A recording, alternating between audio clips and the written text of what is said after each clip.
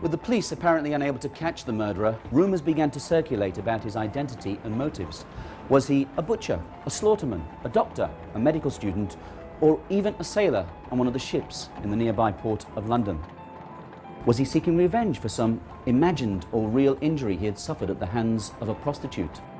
Was he a member of some heathen sect carrying out a barbaric ritual? Was he simply seeking notoriety? Or was he on a moral crusade to clear the streets of Whitechapel of the sin of prostitution? I wouldn't have thought that Jack the Ripper was necessarily targeting prostitutes at all. He may have been, we have no idea, but we don't know who Jack the Ripper was, so we have no real idea of what his motives would have been. It's really a case of paying your money and taking your choice, but I think it's more likely that he was interested specifically in targeting women and was just trying to destroy women. Many who lived in the neighbourhood were convinced that they at least knew his occupation. There was a rumour going around Whitechapel that he might have been a slaughterman, for the simple reason that there were many slaughterhouses in Whitechapel that were active in the early hours of the morning. Meat was being killed, fresh, for there was no refrigeration.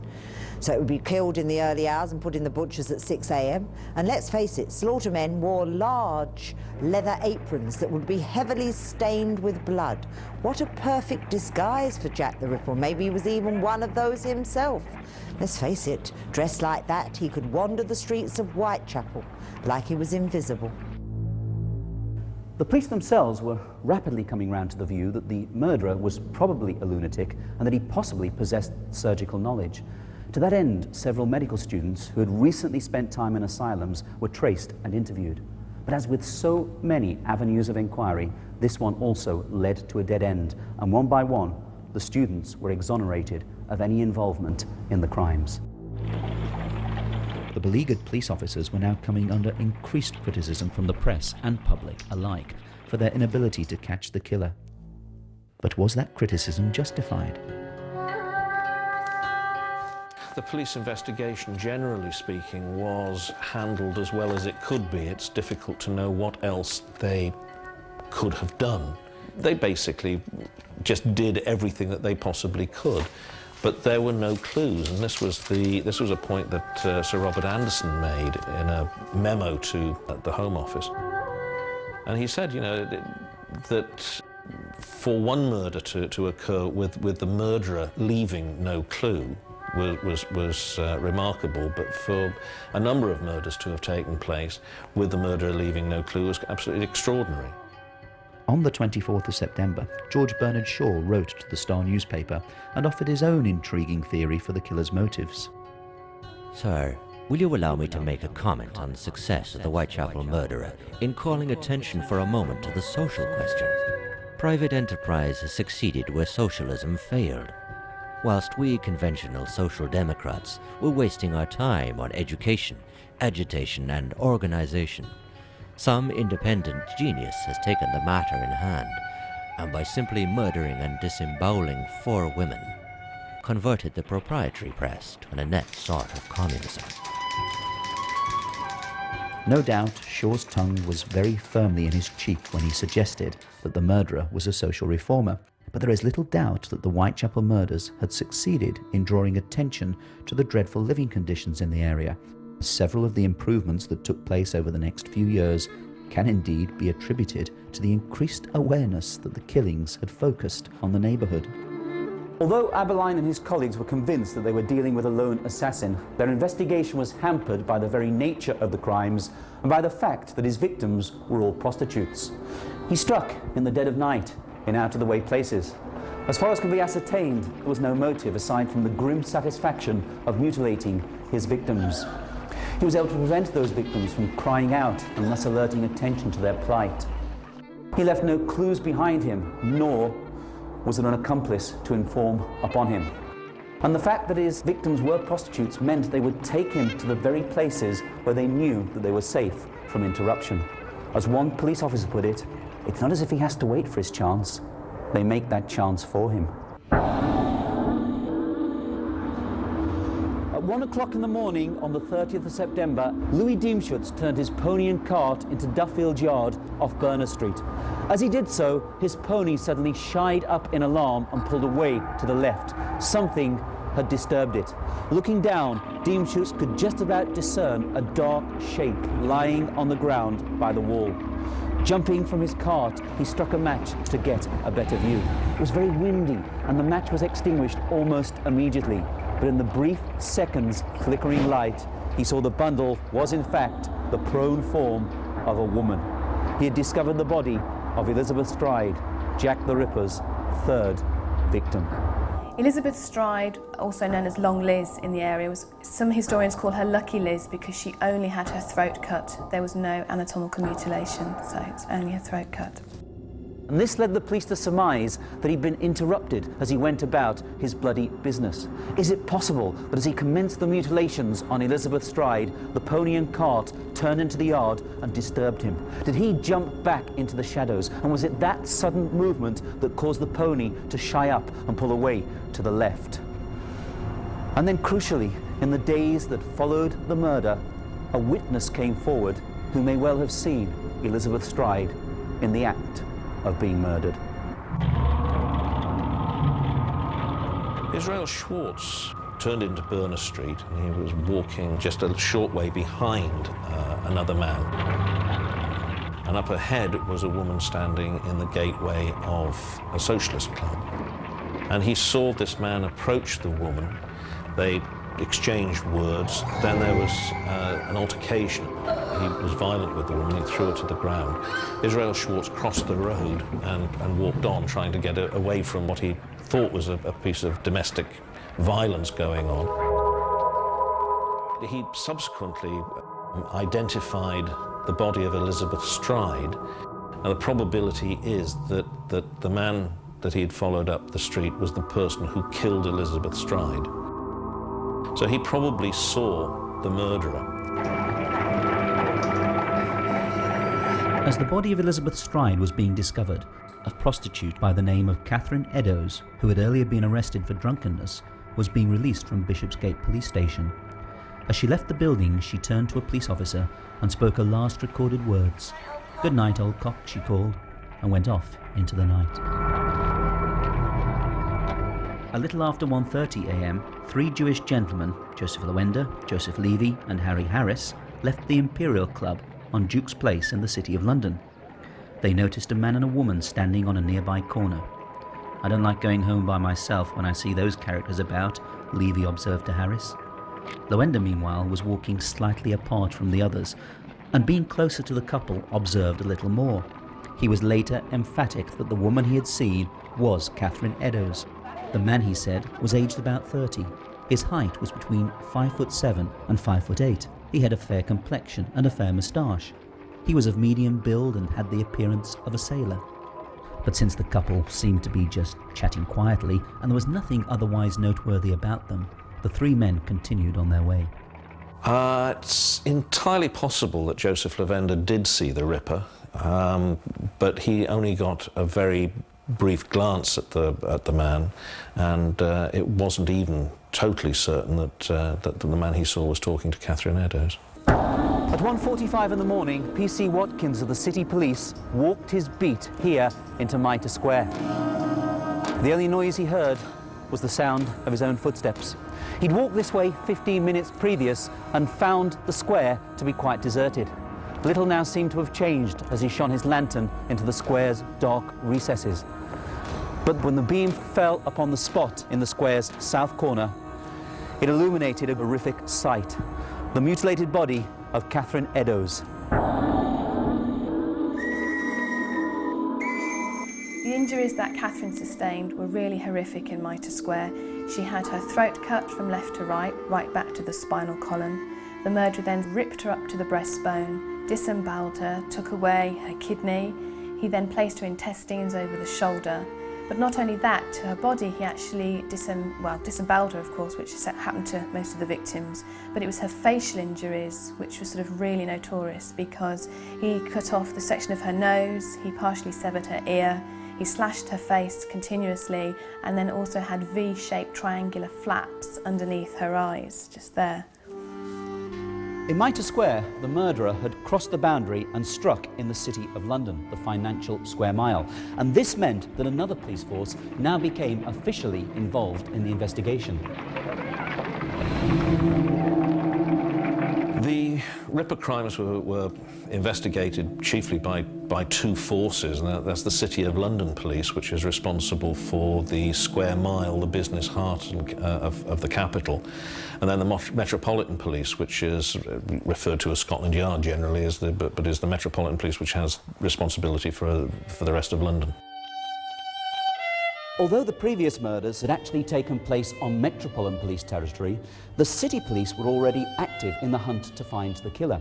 Major Henry Smith, the acting City Police Commissioner, had given instructions that extra plainclothes detectives were to patrol the city's eastern fringes where it bordered with the East End of London. And at the exact moment when Catherine Eddowes was being murdered in Mitre Square, 3 city detectives were searching passageways just a few streets away. And yet the killer had succeeded in striking right under their noses and had then melted away into the night. But in fairness to the police of both forces, the murderer was greatly aided by the layout of the area. In early September, Inspector Henry Moore of the Metropolitan Police's H Division had given an interview to an American journalist and had explained how the murderer's apparently miraculous escapes from the scenes of his crimes were in fact greatly assisted by the Warren-like complexity of the Whitechapel streets and alleyways. My men formed a circle around the spot where one of the murderers took place, guarding. They thought every entrance and approach, and within a few minutes they found 50 people inside the lines. They had come in through 2 passageways which my men could not find, and then these people never locked their doors, and the murderer has only to lift the latch at the nearest house and walk out through it and out the back way. But with the trail from Mitre Square apparently still fresh, the City Police set off in pursuit of the killer. And this night we know exactly which direction he went in, because on this night the Whitechapel murderer left behind a clue. At 2:55 in the morning, PC Alfred Long turned into Goulston Street, and in a doorway of Wentworth dwellings he found a clue. A piece of blood-stained apron. It had been taken from Catherine Eddowes' body. The murderer had used it to wipe the blood from his hands and from the blade of his knife. It is a clue because it answers a vital question concerning the killer's appearance as he fled the scenes of his crimes.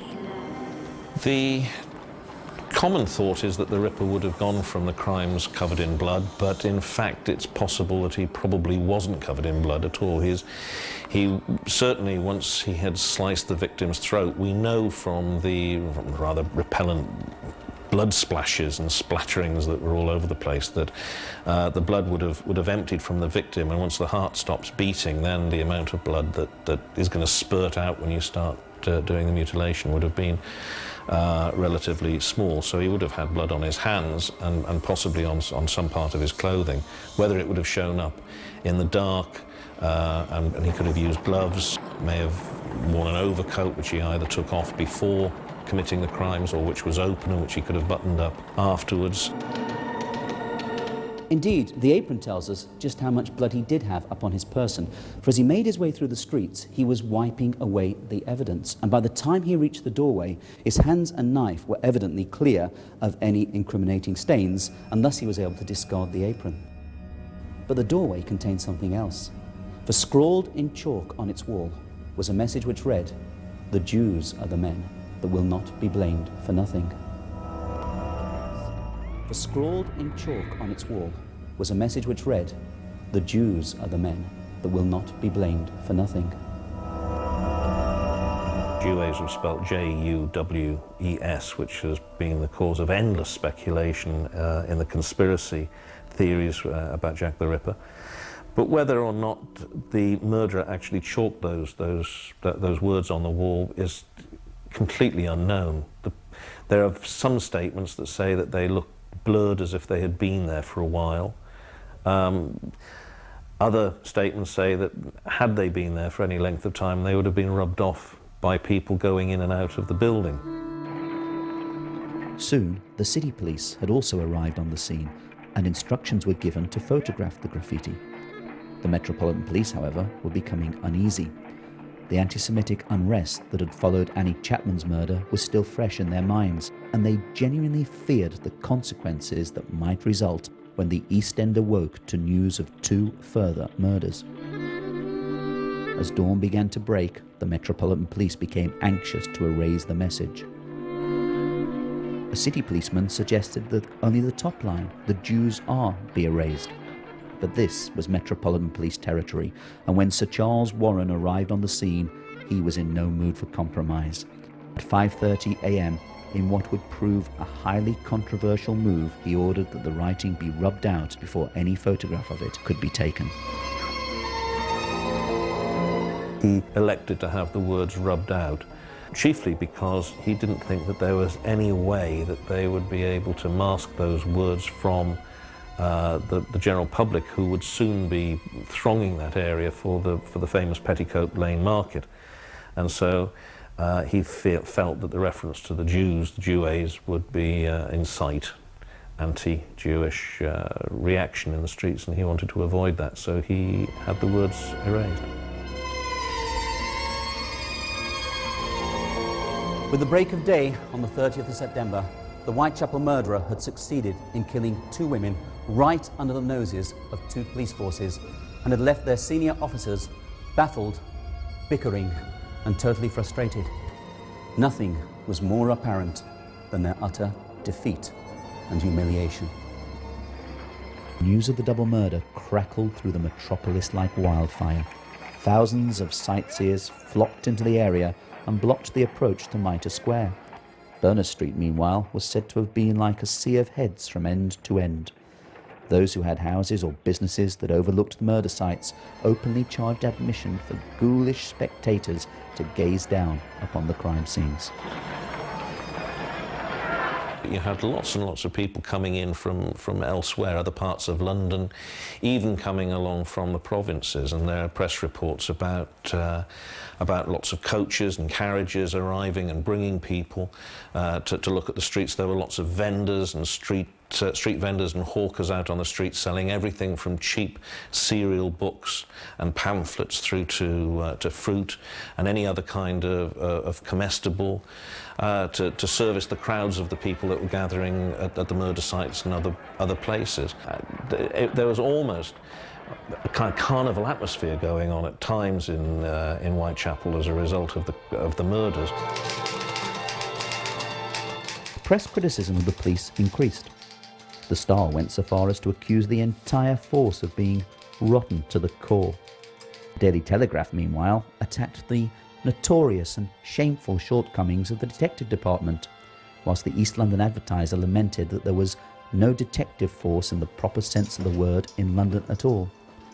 On the 2nd of October, at a demonstration by the unemployed in Hyde Park, a huge banner expressed the feelings of many Londoners. It read simply, "The Whitechapel Murders. Where are the police?" The police were in fact rigorously pursuing their investigations, albeit they had adopted a policy of guarded secrecy to prevent their lines of inquiry from becoming public knowledge. One of Sir Charles Warren's first actions in the days that followed the double event was to order extra police into the district. Detectives went about in disguise, some, it is rumoured, even dressed up as prostitutes. Door-to-door inquiries were carried out around the common lodging houses, and over 2,000 residents were questioned. 80,000 handbills were distributed around the streets, asking that any suspicious person be reported to the police.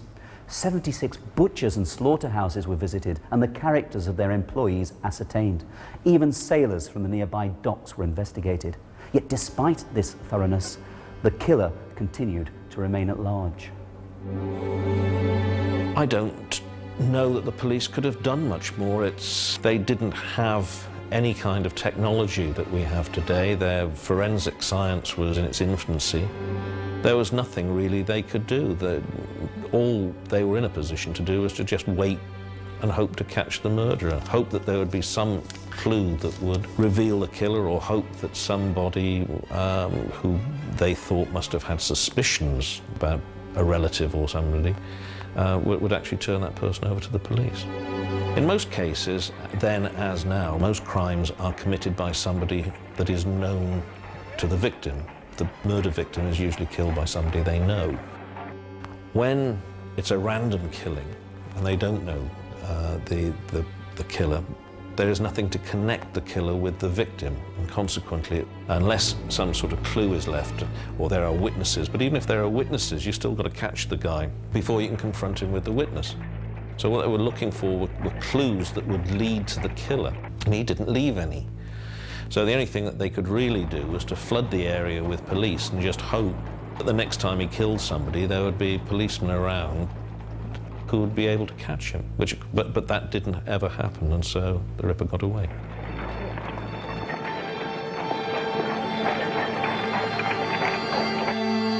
Although October would pass with no further murders, historically speaking, the days that followed the double event saw one of the most important developments of the entire saga, because it was during this period that the Whitechapel Murderer was given a name. In the wake of the double murder, Sir Charles Warren gave permission for a letter to be released which on the 27th of September had been sent to the Central News Agency. Written in red ink and addressed to the boss, it boasted in mocking terms, Dear boss, I keep on hearing the police have caught me, but they won't fix me just yet. I have laughed when they looked so clever and talked about being on the right track. That joke about murdering gave me real fits. I am down on whores, and I shan't quit ripping them till I do get buckled. Grand work the last job was. I gave the lady no time to squeal. How can I catch me now? Chillingly, the letter was signed Jack the Ripper. The police obviously thought the Dear Boss letter did come from the murderer because they reproduced it on huge bill posters and plastered those all around London, so they obviously thought it was genuine. A lot of people actually today, historians-wise, believe what the later police officials believed, that it was actually written by an enterprising journalist.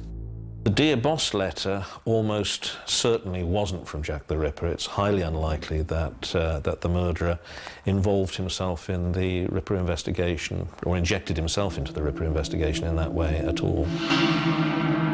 The release of the Jack the Ripper letters proved to be a disastrous mistake. The resultant publicity did nothing to unmask the killer, nor for that matter, the letter's author.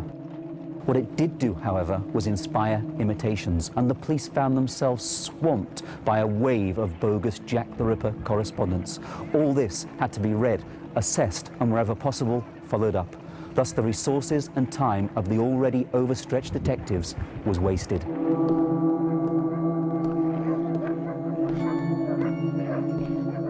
One of the most misreported initiatives of the Metropolitan Police, that of using bloodhounds, originated around this time. The idea had originally been given to Sir Charles Warren by the Home Office. Warren was not overly convinced that bloodhounds would be of any use and queried how a dog could be expected to track the killer without a piece of his clothing or a trace of his blood on streets where people had been walking all night long. His reservations notwithstanding, trials were held in 2 London parks, and Warren appears to have found the results encouraging. Indeed, so impressed was he that he gave instructions that in the event of another murder, the body must not be touched until bloodhounds could be brought and put on the scent. On the 6th of October, Robert Anderson returned from leave and took overall charge of the police investigation. From that point on, he, like Swanson, became familiar with every facet of the case. On the 13th of October, the police began a massive search of some of the area's worst slums. For almost a week, officers entered every room of every house. They searched under the beds and looked inside the cupboards. They scrutinized every knife they could find and interviewed hundreds of landlords and their lodgers. But the killer evaded detection, and letters purporting to come from him continued to frustrate the police investigation.